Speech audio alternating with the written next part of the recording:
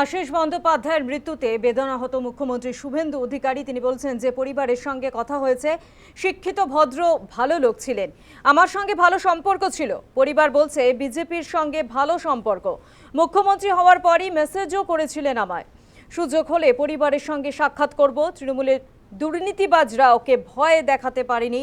ভোটের পর মমতা বন্দ্যোপাধ্যায়ের সঙ্গ ছাড়েন, সুইসাইড নোট ফরেন্সিকে যাবে, মোবাইলও তদন্তের আওতায় আনা হবে। কেউ ব্ল্যাকমেল করলে থাকতে পারে, অর্থাৎ কেউ ব্ল্যাকমেল করে থাকতে পারে, এমনটাই কিন্তু মন্তব্য করেছেন রাজ্যের মুখ্যমন্ত্রী শুভেন্দু অধিকারী। আশিস বন্দ্যোপাধ্যায়ের মৃত্যুতে বেদনাহত শুভেন্দু অধিকারী। তিনি বলছেন যে আশিস বন্দ্যোপাধ্যায়ের পরিবারের সঙ্গে কথা হয়েছে, শিক্ষিত ভদ্র ভালো লোক ছিলেন, আমার সঙ্গে ভালো সম্পর্ক ছিল। পরিবার বলছে বিজেপির সঙ্গে ভালো সম্পর্ক, মুখ্যমন্ত্রী হওয়ার পরই মেসেজও করেছিলেন, সুযোগ হলে পরিবারের সঙ্গে সাক্ষাৎ করব। তৃণমূলের দুর্নীতিবাজরা ওকে ভয় দেখাতে পারেনি। ভোটের পর মমতা বন্দ্যোপাধ্যায়ের সঙ্গ ছাড়েন, মন্তব্য শুভেন্দু অধিকারীর। সুইসাইড নোট ফরেন্সিকে যাবে, মোবাইলও তদন্তের আওতায় আনা হবে। কেউ ব্ল্যাকমেল করে থাকতে পারে, এমনটাই মন্তব্য করেছেন মুখ্যমন্ত্রী শুভেন্দু অধিকারী। কি বলেছেন তিনি শোনাবো আপনাদের।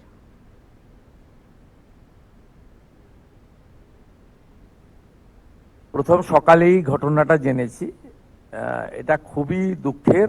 পুলিশকে যা বলার বলেছি, জেলা শাসককে বলেছি ময়না তদন্ত সুষ্ঠুভাবে করার জন্য, পুলিশকে বলেছি পরিবারের পাশে সম্পূর্ণভাবে এই সময় থাকা দরকার। আমি নিজে আমার ফোন থেকে অসিত মালের ফোনে ভিডিও কল করি, তাদের প্রতি সমবেদনা জানিয়েছি, পাশে থাকার অঙ্গীকার দিয়েছি।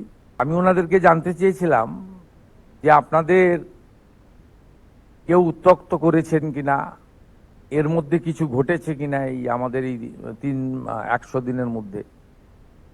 উনি বললেন যে না, ধ্রুব সাহা তো জেতার পরে বাড়িতে এসে, মানে ধ্রুব সাহাও বলেছেন, প্রণাম করেছেন, ওনার বাড়ি থেকেও আমি কনফার্ম করলাম গেছিলেন, প্রণাম করে এসেছেন, আশীর্বাদ নিয়েছেন। আমি ডিজিপি এবং এসপি বীরভূমকে নির্দেশ দিয়েছি মোবাইল ফোনগুলো যেগুলো উনি ইউজ করতেন সেগুলো যদি পুলিশকে দেন, পুলিশ তদন্ত করে দেখবে যে দুর্নীতিগ্রস্ত কোনো লোকজন উনাকে ভয় দেখিয়েছে কিনা। যে আপনার নাম বলে দেবো আমরা, মমতা ব্যানার্জির যে তৃণমূলের যে অংশটা মমতা ব্যানার্জির সাথে আছে, সেই অংশটার সঙ্গে তো উনার দূরত্ব তৈরি হয়েছে।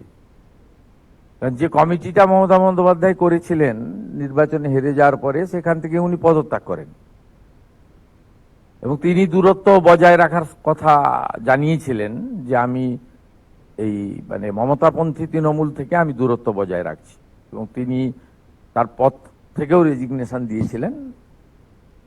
স্বাভাবিকভাবে কেউ ব্ল্যাকমেলিং করে থাকতে পারে, এগুলো পুলিশের কাজ দেখবেন, মোবাইল ফোন থেকে যদি কিছু পাওয়া যায়।